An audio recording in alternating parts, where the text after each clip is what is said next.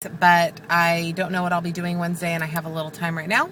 So I am sitting under a tree in my car updating. Today is June 20th, 2011. I had my surgery April 6th, 2011. I started this journey at 289, and today I weighed in, can't wait for it, at 231. So I am, oh goodness, Christina, do the math, 58 pounds down in almost 11 weeks. So that's the numbers. That's the exciting part. Another reason I decided to do a update before my actual exactly 11-week mark is because I actually have stuff to talk about. And so I'm going to kind of dive right into it. I think my last update was week 8. So we're like 2.5 weeks since I've last posted. And I didn't have a weight loss from week 8 to 9, maybe like a half a pound or something, but it wasn't substantial. And I was getting a little down on myself. And I really started hardcore charting everything that I eat. You pre-oppers, this is kind of for you guys a little bit. When I used to watch the videos before I had surgery, I loved watching people's videos because it kind of gave me an idea of what to expect.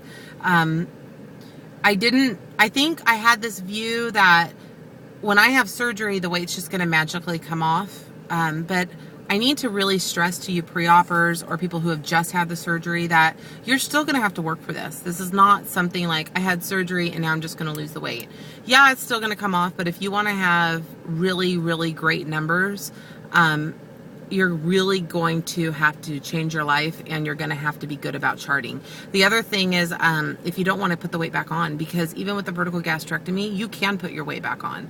I think it's good to stay really real about this situation and know that the vertical gastrectomy is a tool to help you get past humps, and I'm going to talk a little bit about that. But it's also, you're going to have to change your life.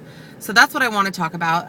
The first thing is talking a little bit about the realities the last 2.5 weeks, and about how I had some, I guess you could say, coming to God moments.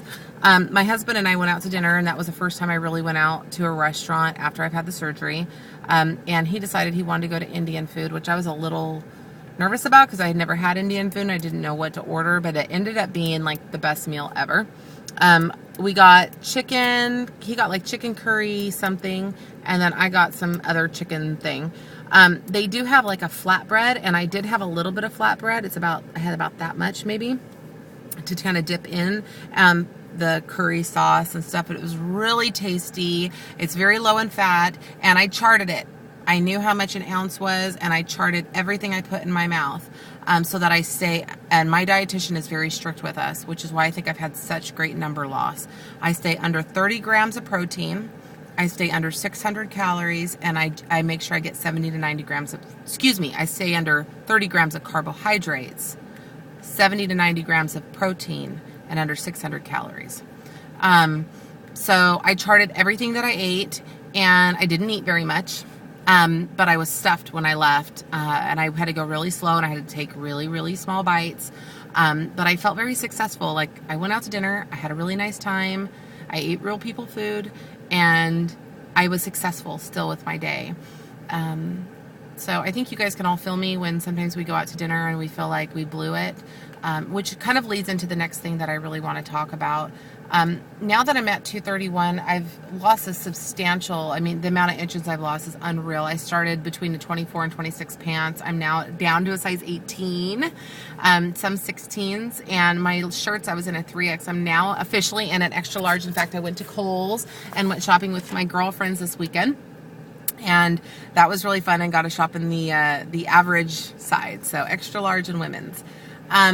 But that's kind of what I wanted to talk about. Like, this is usually the weight around 220, 230. I feel really good about myself, Size 16, 18, I wear my weight well. I wear a size 11 shoe, so I'm a larger person anyway. I'm 5'8". So I start feeling kind of comfortable. The nice thing about the sleeve is it helps get past that, yeah, I'm okay being this heavy, and then sabotaging it later and then gaining the weight back. It kind of forces you to, okay, no, let's see what a size 12 is, and let's see what a size 8 is, and then let's see what a size 6 is. So I think the nice thing about the sleeve is it really does keep you accountable to get to that next healthy level instead of saying, I'm okay with the size 16, 18, or I'm okay with the size 12, 14, and I'll just stay here for a while. And then the weight slowly creeps up. You guys all know what I'm talking about. So that was another little coming to God moment. I realized, wow, okay, no, I'm going to keep losing. And I feel a little anxiety about that of like, but I look okay right now. But what's that going to be? And I'm feeling this anxiety of trying to figure out what's going on in my head. So maybe if I figure that out, I'll post again. Another thing I wanted to talk about, let's see, I actually wrote stuff down. Oh, so the app that I use is called Lose It, LOOSEIT. It was recommended by my dietitian. I think I might have posted about it in an earlier post. Check those out. But it looks like it's for like the iPhone. I don't know if the Droid has it. They probably do. It looks like a little yellow scale icon. And you program, how many calories you want to eat a day. And it's got every food in the world. Like if the only reason I'm going to use something is if it's going to be quick and dirty. If I can get into my app and within 10 seconds have it charted and done. If it's going to take more than that, I'm not going to use it. And I've already pre-programmed like my shakes and a lot of foods that I've already eaten. So I can just go click, click, click, click, click, click. I also weigh all my food. Weigh your food, guys. Weigh it. Because an ounce sometimes looks smaller and sometimes looks bigger, depending. And I want to go quick. I'm already at 6 minutes. Let's see. I went out with my girlfriends this weekend. We had a weekend girls trip. They were all shocked at how little I eat. I started eating lettuce and salad. That's something I've added to my diet. And I add tortilla soup, and that was in my little Lose It app, so I was able to count it. Tortilla soup went down great. I felt very successful. I just got a little cup full. And I did have, I think, 2 or 3 tortilla chips in like an hour and a half period. Like I just took little bits. And I charted it, everything. I never went over my 600 calories. I never went over my 30 carbs. Felt like a very successful weekend. I felt like, again, I ate real people food. I enjoyed an evening. It wasn't all about food. I didn't feel like a freak because I had the surgery. I didn't feel like I had to tell, my waitress and stuff. I just ordered appropriately and had a lot of success. Let's see. Exercise. I started exercising last week with my son. We going to the pool and I did some water stuff. And then with my girlfriends this week, we walked and I lost 2 pounds in 2 days. So that's kind of the kick in my butt. And this week I'm going to the gym this afternoon and I'm going to try to hit the gym at least 3 to 4 times this week. But that was kind of the exciting part of once I started exercising, even just walking, the weight's like, again, a pound every day or a pound every other day. It can still come off quick, guys. If you have a plateau, look at hormones, especially for the ladies, and then make sure you're charting because, again, with a vertical gastrectomy, you can eat all day and that can slow your weight loss down. So make sure you're charting. If I can challenge everybody this week, chart. So that way you start your new life and it's not just something like, oh, good, I got down to my goal weight and now it starts to creep back up. So I'm personally trying to make this my lifestyle. And the last thing I wanted to talk about was what vitamins I'm taking because I loved when people put that. I'm going to start adding more, but I have this little thing here. And I still take my Tums. I still take, that's for calcium and just to help with indigestion. And then I still take my Fibercon to help with making everything move.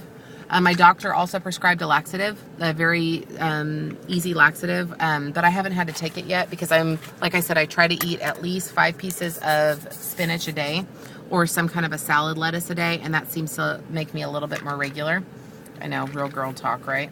And then the pills I'm taking, I still take my pill because I have my gallbladder so I don't get gallstones. Make sure you guys take that. I have a story about that, but I won't get into it. And then I got a B complex vitamin that has like B12 and all the B's in it. I still take my biotin and I still take 2 to 3 multivitamins a day. And then I think I'm going to start flaxseed and some other stuff. So, but the new one I started again was the B complex. If you guys have any questions. Oh, somebody asked me about recording in my car. I have an iPhone. I have the new iPhone G4.